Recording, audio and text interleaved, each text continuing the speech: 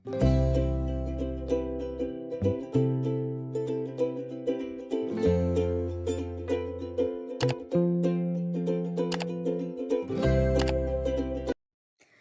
යාළුවනේ අද අපි ඔයාලට කියලා දෙන්න යන්නේ රසම රස දෙල් මාළුවක් හදාගන්නේ කොහොමද කියලා.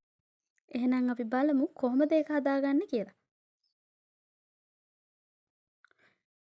ඒකට මුලින්ම මේ වගේ හොඳට පැහුණු දෙල් ගෙඩියක් ගන්න ඕනි.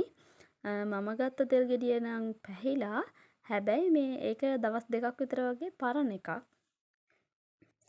මට අලුත් දෙල් ගෙඩියක් හොයාගන්න බැරි වුණා.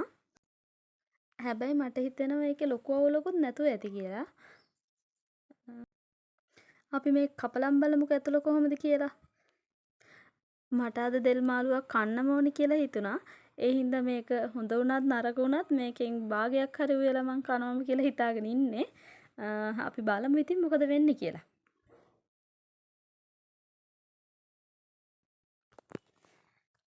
මේක කපලා බැලුවට පස්සේ හිතපු තරම් අවුලක් උනේ නෑ. හොඳටම තියෙනවා. ඔයාලට පේනවනේ පිට පොත්ත ටිකක් සවුත් වෙලා තිබුණාට ඇතුලේ නම් එහෙම කිසිම අවුලක් නෑ. හොඳටම තියෙනවා. දෙල් වල කන්න හොඳ නෑ කියලා කියන්නේ කන්න හොඳ නෑ නෙමෙයි. මේ උයන්න ගන්න බැරි දෙල් ගෙඩියේ මැද නිල් පාට වගේ වෙලා තියෙන්නේ. ඒකට කියන්නේ අපි දුම්මල අල්ලලා තියෙනවා කියලා. මේ ඒ වගේ ඒවා කන්න බෑ මොකද උයපුවම තිත්ත රසක් එනවා. දැන් මේකේ පොත්තේ අවුලක් තිබ්බට ඇතුළ අවුලක් නෑනේ. හොඳටම තියෙනවා. ඒ හින්දා මම අද දැන් මේ ගෙඩියෙම උයනවා. මුලින්ම මම දෙල් ගෙඩිය පොඩි කෑලි වලට කපා ගන්නවා.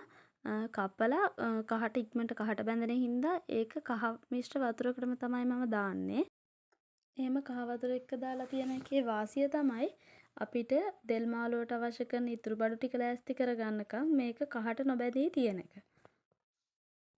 මම මේක තාම සෝදගත්තේ නෑ. මම අන්තිමේට මේක සෝදන්නේ. එතකම් මේ වතුර එකේ මෙහෙම මේකට තියෙන්න දෙනවා. දැන් අපි බලමු දෙල් මාළුව හදාගන්න ඕන කරන අනික් බඩු ටික මොනවද කියලා. මුලින්ම මේ වගේ ලොකු ලූණු ගෙඩියක් ඕන වෙනවා. ඊට පස්සේ කරපිංචා ඉති දෙකක් විතර මම ගන්නවා.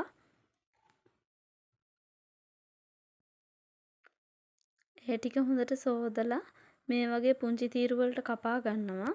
ලොකු ලූණු ගෙඩියම මෙතන කපලා තියෙනවා. හැබැයි මං දෙල් මාළුවට දාන්නේ පොඩි කොටසයි.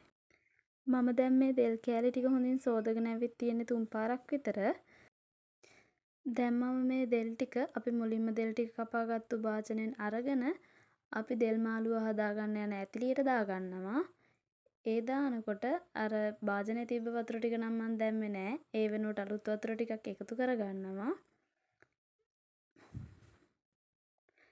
දෙල් කෑලි ගොඩක් පොඩියට කපා ගන්න තරමටම දෙල් ඉක්මනට තැම්බෙනවා. මම ගෑස් එකේ වෙන නිසා මම ගොඩක් පොඩියට කපා ගත්තා. එතකොට ගෑසුත් ඉතුරු වෙනවනේ. දැන් මම මේකට අලුතෙන් වතුර ටිකකුත් දාලා කහ ටිකකුත් දාලා ලූණුයි කරපිංචායි දාලා මේක ලිපේ තියෙනවා. අඩු ගින්දරේ තමයි මුලින්ම තම්බ ගන්නේ.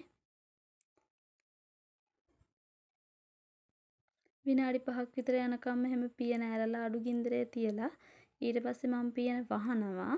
පියන වහලා විනාඩි 20ක් 25ක් යනකොට මේක හොඳටම තැම්බෙනවා. වතුර ටික හිඳෙනවා.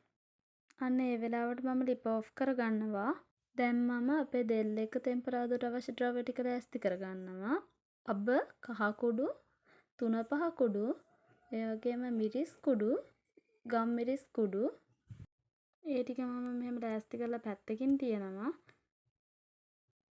දැන් අපේ දෙල් මාළුවට හොඳ මිටි කිරි ටිකකුත් ඕන වෙනවා. ඒකට මම නම් ගත්තේ පොල් බෑයක කිරි.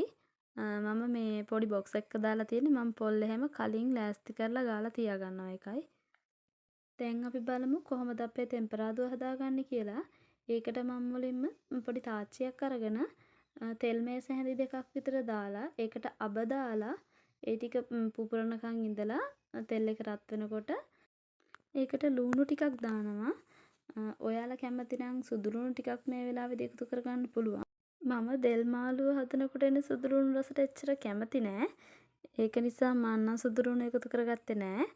හැබැයි ගොඩක් කට්ටිය කියනවා සුදු ලූණුත් දාපුවම මේක ගොඩක් රසයි කියලා. ඒක ඉතින් ඔයාලගේ කැමැත්ත අනුව කරන්න පුළුවන්. තව මේකට මිරිස් කරල් දෙකක් එහෙම දැම්ම නම් තවත් රසයි. මේ මම මිරික ගත්තු මිටිකිරි ටික මේක මම දැන් අර තාච්චියටම දාන්න හදන්නේ. දැන් අපේ ලුණු ටික හොඳින් බැදිලා තියෙන්නේ. මම දැන් ඒ කිරි ටිකත් ලුණු එකටම දාගන්නවා. ඊට පස්සේ මම මේකට මිරිස් කුඩු, කහ කුඩු, ගම්මිරිස් කුඩු 3-5 කුඩු වගේම අවශ්‍ය ප්‍රමාණයට ලුණුත් දාගෙන මේක හොඳින් පැස්සව ගන්නවා. මම මේක දෙල් එකටම එකතු කරේ නැත්තේ. එතකොට දෙල් කෑලි වලට මේක උරාගන්නේ පොල් කිරි ටික අමුවෙන්මයි. ඒත් මෙහෙම කරලා දාපුවම හොඳට කිරි ටික පැහිලා ඊට පස්සේ තමයි මේ කිරි ටික දෙල් වලට උරාගන්නේ. සමහර විට ඉතින් එක එක අය හදන විදිහ වෙනස් ඇති. මේක තමයි මම දෙල් මාළු උයන ක්‍රමය. මට මේ විදිහ රසයි කියලා හිතුන නිසා මම නම් ඉතින් දෙල් ගෙඩියක් ගෙනාවොත් වැඩිපුරම හදන්නේ මේ විදිහට තමයි. දැන් අපේ කිරි ටික බුබුලු දාන ගමන් හොඳට පැහිගෙන එන්නේ. කැටි ගහන නොදී හොඳට හැඳි ගන්න ඕන මේ වෙලාවේ. මේ විදිහට මම විනාඩි 5ක් විතර හැඳි ගන්නවා.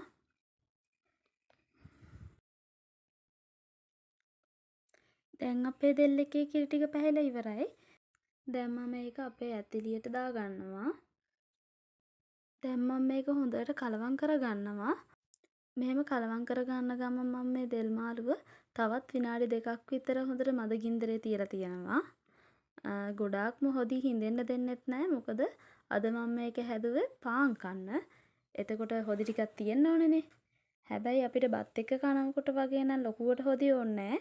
එතකොට දෙල් එක හොඳට ඉස්ම ටික එකට උරාගෙන හින්දෙන තරමට රසයි. ඔයාලා ඒක දන්නවා ඇති. මට කලින් කියන්න බැරිනා මම මේ වෙලාවේදී මේකට කුරුඳු පොතු 2ක් විතර එකතු කරගන්නවා. එතකොට දෙල් එක හරිම සුවඳයි. ඒකත් ඉතින් අත්‍යවශ්‍ය නෑ. ඔයාලා කැමති නම් ඔයාලගේ රසායනෝ එක දාගන්න පුළුවන්. එහෙම නැත්තම් මේ විදිහටත් රසයි. හරි ඉතින් ඔන්න දැන් මගේ දෙල් මාළුව හදාගෙන ඉවරයි. දැන් ඉතින් ලිපෙන් බාන්න තමයි තියෙන්නේ. ඔයාලත් මේ විදිහට හදලා බලලා රසයි නම් අනිවාර්යයෙන්ම මට කමෙන්ට් එකක් දාලා තියන්න. එහෙනම් යාළුවනේ අදට ගිහින් එන්නම්. ආයෙත් ලස්සනම ලස්සන වීඩියෝ එකකින් හම්බෙමු.